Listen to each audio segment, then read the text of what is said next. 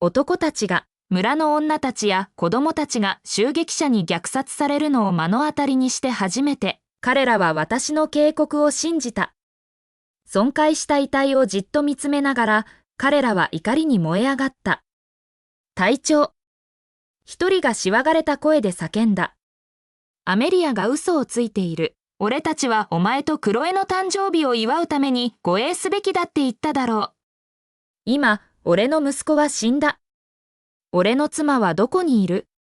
ローガンの顔は死んだように青ざめた。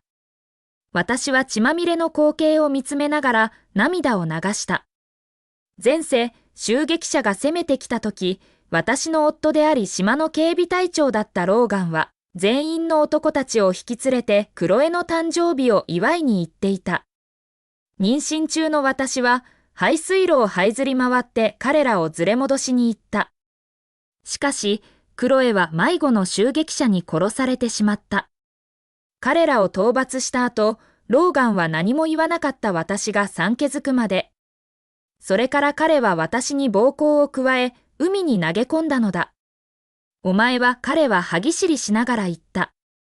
嫉妬から襲撃者をおびき寄せたんだろう。お前があの女の運命を望むなら、お前もあの女と同じように死なせてやる。目を覚ますと、私は再び襲撃が始まる前の時点に戻っていた。今回、もし彼があの女を守りたいのならそうさせてやろう。生まれ変わった今、私は海賊たちで満たされた高速艇が岸に近づくのを見た。冷たい旋律が背中を走ったが、私は躊躇しなかった。警報を作動させた。耳をつんざくような警報のサイレンが、たちまち島全体に響き渡った。しかし、すべての女性と子供たちを避難させるのに十分な大きさの島唯一の輸送船は消えていた。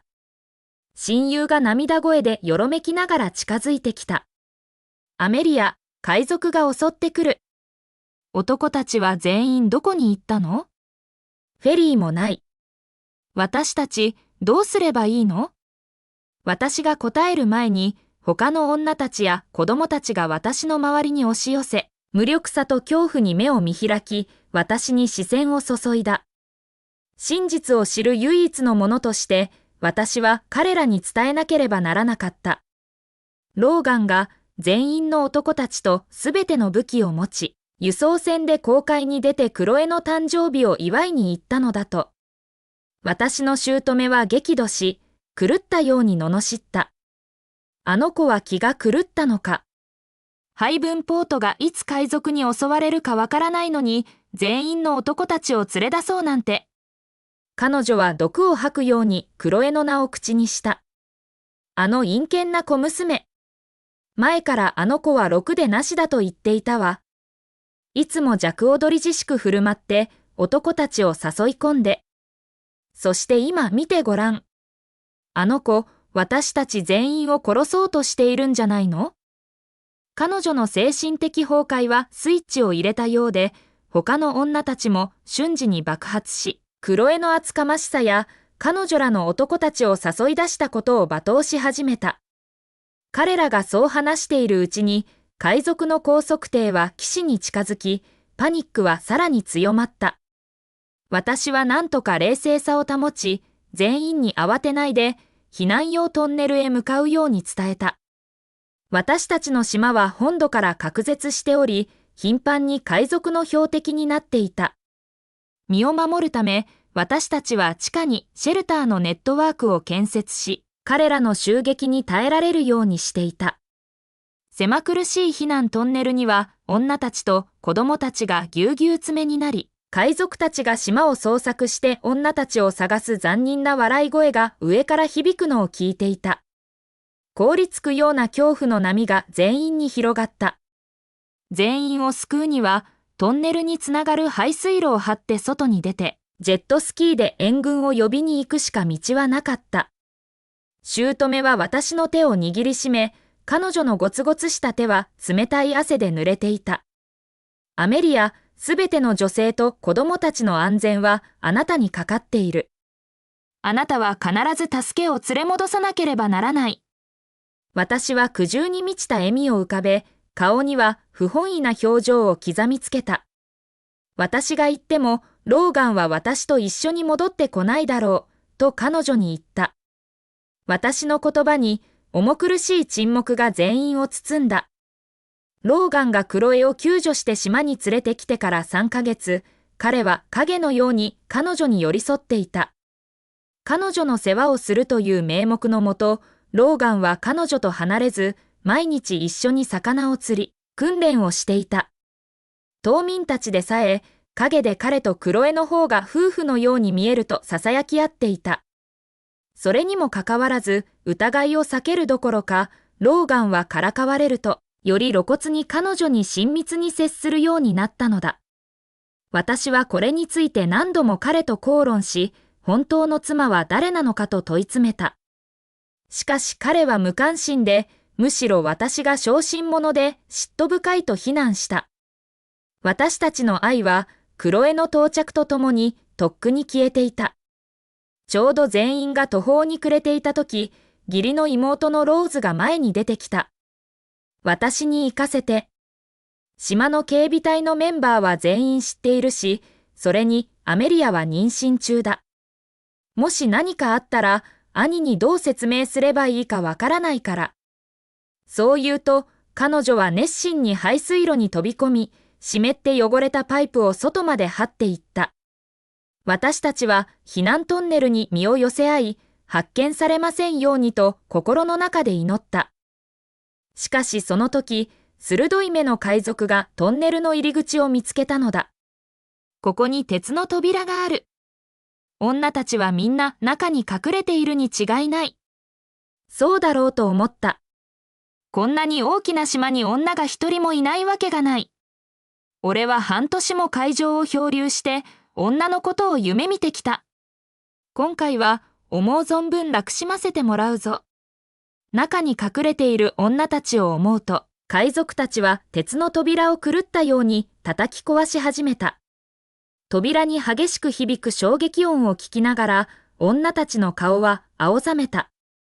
恐怖で心臓がドキドキし、男たちが早く戻ってきて助けてくれますようにと祈るしかなかった。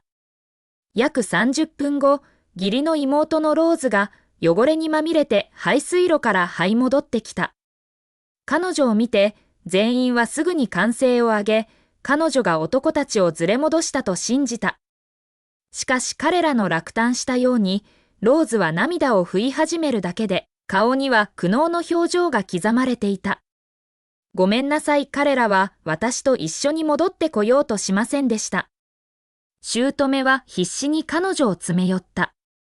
なぜ戻ってこないの？あの人たちの妻や子供たちはここにいるのに。すると、ローズの涙はますます早く流れ落ちた。彼女は唇を噛みしめた。兄は私が嘘をついていると言いました。漁村が突然海賊に襲われるはずがないって、アメリアと私が結託して彼を騙そうとしているとも言い、私を平手打ちしました。ローズの方にある赤い跡を見て、全員はクロエを陰険な小娘だと非難し始めた。彼らはまた、一人の女のために全員の安全を見捨てるローガンの職務怠慢も呪った。ちょうどその時、雷のような轟音が響いた。海賊たちは爆薬を使い始めたのだ。避難トンネルの鉄の扉は、あと1時間しか持たない。私は女たちをなだめ、最も近い島、ストーンウォーター島まではわずか20分で、私はそこに援軍を求めに行けると伝えた。姑は私の腕を握りしめ、ゴツゴツした手は冷や汗で濡れていた。アメリア、すべての女性と子供たちの安全はあなたにかかっている。あなたは必ず助けを連れ戻さなければならない。私はうなずき、それから吐き気を催すような悪臭を押しのけて、私は排水路を這い、重たい妊娠中の腹をかばいながら地上にたどり着いた。予備のジェットスキーに乗り、最も近いストーンウォーター島に向かって全速力で走った。私のジェットスキーがストーンウォーター島の砂浜に着いたとき、数人の武装した男たちがすでに待ち構えているのを目にした。彼らを認識し、私は目を見開いた。私たちの島の警備隊副司令官、ブランドン・ヘイズだった。彼はローガンと一緒に海に出ていなかったか？なぜここに？考えている暇はなかった。私はよろめきながら彼の方へ向かった。ちょうど海賊の襲撃について彼に知らせようとしたその時。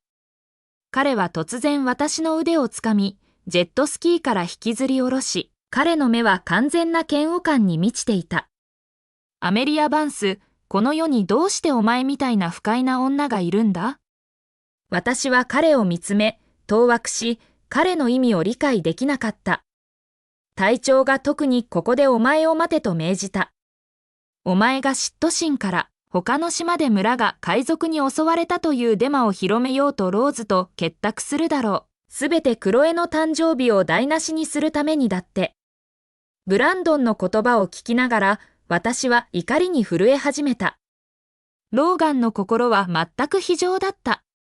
彼の元に行くのを防ぐために、彼は援軍を求めて私が通るはずの道そのものを塞ぐために男たちを送り込んでいたのだ。私は緊急にブランドンに海賊たちがすでにハイブンポートへの攻撃を開始したと伝えた。私はデマを広めに来たのではない、助けを求めに来たのだ。もし1時間以内に援軍を見つけて海賊を撃退しなければ全員がダメになると。もしかすると私の揺るがない表情を見て彼の目には一瞬のためらいが走った。結局のところ彼の妻、子供、母親もまだ島にいるのだから。ブランドンがちょうど通信機でローガンに連絡しようとしたとき、一人の隊員が身を乗り出して囁いた。もし本当に海賊の襲撃があったなら、どうして隊長が知らないということがあるだろうか。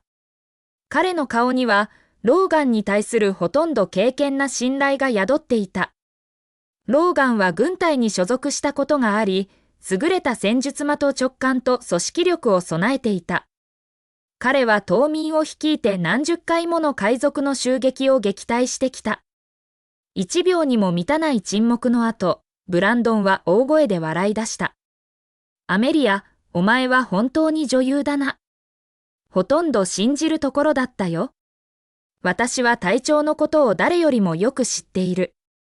彼は責任感が強く、島の警備隊のリーダーだ。どうして彼にそのレベルの警戒心が欠けていることがあり得るだろうか。彼の嘲笑は私の心を苦い結び目にねじり、涙が目を刺した。無駄に過ぎる一瞬一瞬が女たちにとってより大きな危険を意味した。すべてを無視して私は島へ向かって急号とした。しかし次の瞬間、ブランドンはより素早く動き、私を押さえつけた。それから彼はロープを取り出し、私をきつく縛り上げた。私がここにいる限り、お前は今日どこにも行かせない。ブランドンの顔は険しかった。私がしっかり縛られているのを確認した後、彼は私を直接高速艇に放り込んだ。船が波を切って進むにつれ、私は目前にあるのに一瞬ごとに小さくなるストーンウォーター島を見つめ、絶望的に目を閉じた。